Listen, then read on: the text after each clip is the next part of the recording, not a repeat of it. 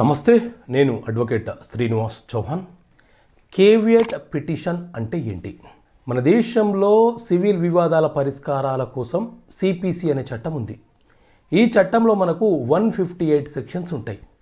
ఈ 158 సెక్షన్లలోని section 148A ప్రకారంగా మనము న్యాయస్థానంలో కేవియట్ పిటిషన్ ఫైల్ చేస్తాం. కేవియట్ పిటిషన్ అంటే ఏంటి అని అంటే, ఎవరైనా ఒక వ్యక్తి, మన ఆస్తితో వివాదం ఉన్న వ్యక్తి మనకు తెలియకుండా న్యాయస్థానంలో కేసు ఫైలు చేసి ఎక్స్ పార్టీ ఆర్డర్ తీసుకునే అవకాశం ఉందని మనము భావిస్తే, మనకు తెలియకుండా న్యాయస్థానం అతనికి తీర్పు ఇవ్వకుండా, ఆర్డర్ ఇవ్వకుండా న్యాయస్థానంలో ఒక అప్లికేషన్ పెట్టుకోవడమే ఈ కేవియట్ పిటిషను.